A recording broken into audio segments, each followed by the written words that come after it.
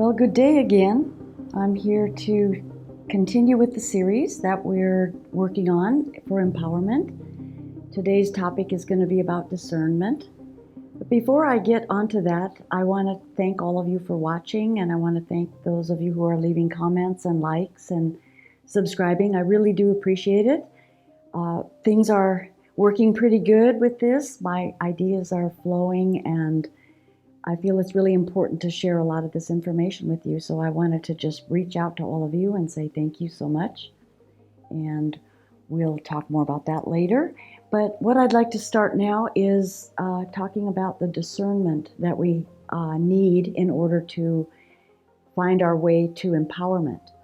One of the things about discernment is a long time ago, I was sitting with this pastor of this church back in the 70s, and they were talking about the gifts of the Spirit and all that, and I'm not saying that I'm really into that mindset so much as I was then, but I want to get the story across to you. He asked me if I could have any gift of the Spirit, which one would I choose? And I said I would choose discernment. And he sat there really quiet looking at me for quite a while, and then he said, "Are you sure you want that?" And I said, "Yeah." "Why would you ask me that?" And he said, "Because when you have discernment," he says, "you're going to see and understand things that are pretty hard to swallow sometimes." He said, "It's going to be things that it's very hard to look at and things too hard to accept." And I just said, this is what I want. And so I have been working on learning discernment for many years. So I want to share that with you because some of the things may be a little unpleasant. So discernment, the definition of discernment is to separate, divide, distinguish between. So if you're distinguishing between two things, you're going to be discerning it. It means you have to separate it. So what I'm going to say with that is that to discern, to separate from, is if you're hearing something with the listening, if you're hearing something and it's not pleasant, you've got to tear away and discern and separate your emotions from the logic of what's going on. In other words, before you can make a sound, good decision or choice in any matter, you're going to have to separate out what is your emotional response to that and what is the real thing in the bigger picture. Because our emotional response is oftentimes not the reality that we want. It's our own personal reality. We need to learn from our emotions. So that's the first thing that we have to start looking at inside of ourselves.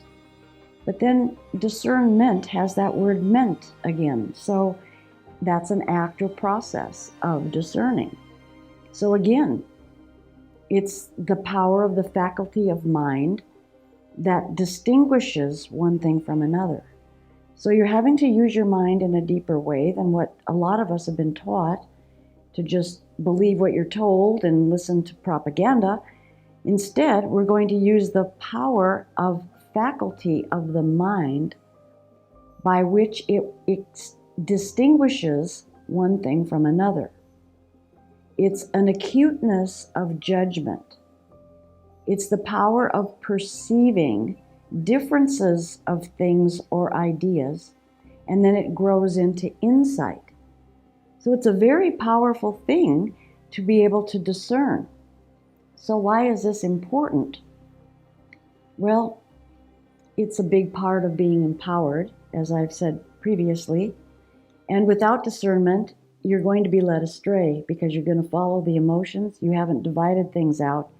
Your emotional triggers will dominate the thought processes, and it will dominate the behavior, which is, well, we'll just not get into that right now. So when we're talking about discerning, we're touching on emotional issues, and sometimes we want to use words that are more soothing. So what do I mean by that? Let's just use a word here. We're in this situation right now where everybody's kind of locked down in their houses. Everything's real quiet, shut down. There's a lot of things that we don't know what's going to happen. And I have been telling people not to get involved with fear. So to soothe themselves a little bit better, they're saying, oh, I'm not in fear, I'm just concerned. Well, that satisfies your emotional part a little bit better because concern doesn't feel as scary as fear. But in reality, concern and fear both trigger the same kind of physiological thing in the body, which is anxiety. So if you can't sort out the difference between, fear and concern, and see that those two words are actually one and the same, it's just a softer version of one, you're going to be deceiving yourself to a certain degree simply because by being concerned, you're not going to look at the real fear that's driven behind that. So it's like hiding underneath this spell of denial to remain a little bit more unchallenged or not to grow. So if I say to somebody, this, just watch your fear, and they go, oh, I'm not fearful, I'm just concerned, then they're in denial about what's really going on at a deeper level, and they're not going to be able to grow. The denial is going to keep a distraction in the foreground. And when the distraction is in the foreground, then there's a preventing of seeing the root of the disempowerment of the emotion that's being held on to. So I hope that makes sense to you. So fear is a feeling of anxiety. It's agitation. It's caused by the presence of something that's near danger. It's evil or pain, that kind of thing. So timidity, dread, terror, fright, and apprehension. Fear is the passion of our nature which excites us to provide for our security on the approach of evil. That's what a guy named Rogers said. That's a quote from him. Now, concern is that which busies or occupies our thoughts, that which relates to or pertains to one. Business matters, interest affairs, all of that kind of stuff. There's concerns to attend to. But it's uneasy and it's anxious, and it still brings up the same kind of emotion, that there is concern, it's busy in the mind, and there is concern to find security in the idea of concern. So we have the physical anxiety feeling of danger, and we have the anxiety that's produced with physical compromise with concern.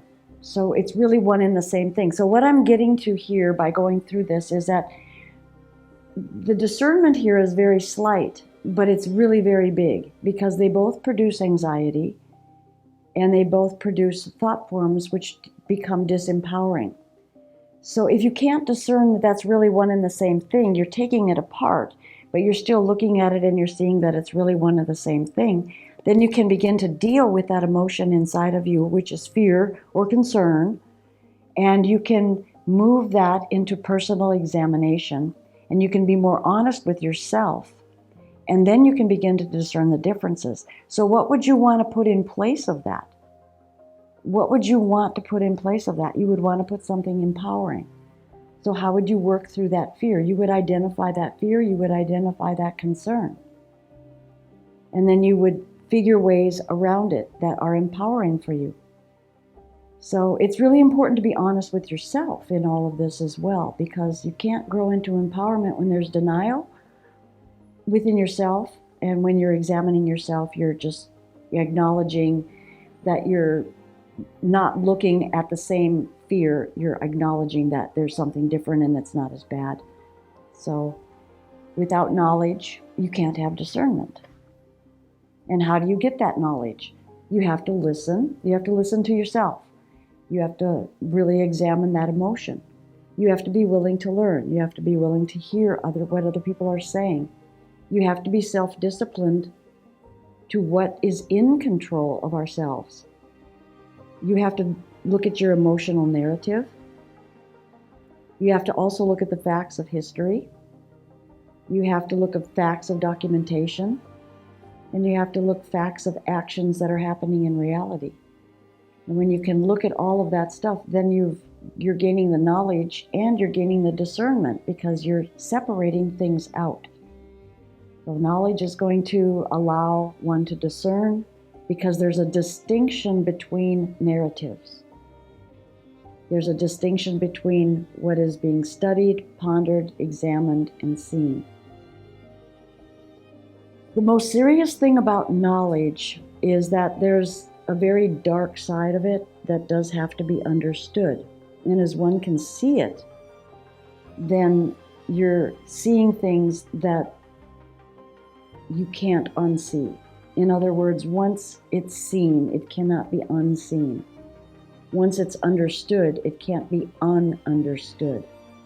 So once we look at that dark side and we see it and we acknowledge that it's there, then we can be assured that we are in a space where we can discern, and the choices that we make are going to be much more productive, and we can work together better with one another. It's really important to understand that, because there is a dark cloud over humanity. Many people don't see that. We are in a spiritual war. History shows this over and over and over again. It's so clear to see.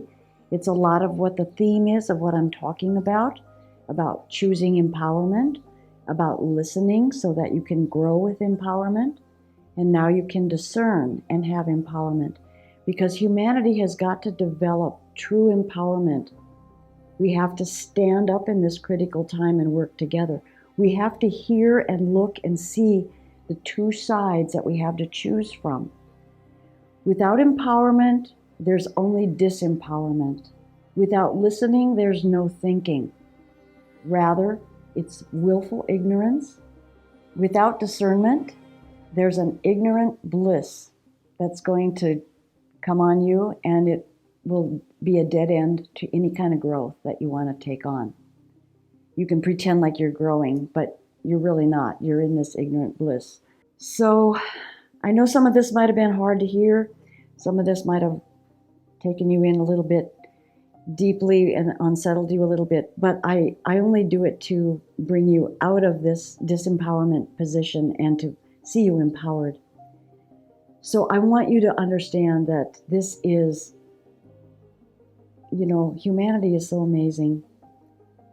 So thank you for your time, and I want you to understand that humanity is really an amazing creature. We need to stand up and claim the beauty and the excellence that we are, because what's been happening to humanity is just not good. We are so much better than all of that. So please hit the like button, please subscribe, please share this with your friends. Please talk about it with your friends. And the next chapter in this series is going to be talking about responsibility and what that holds, so that we can begin to come into a new space. I like to see it as the crumbling of the old, the ashes of the old, and we're creating a phoenix coming out of those ashes. So I want you all to stand up and claim the beauty and excellence that you are. Find your place on the planet, find your passion, and grow. Grow into responsible, wonderful, beautiful human beings. Thank you so much for your time.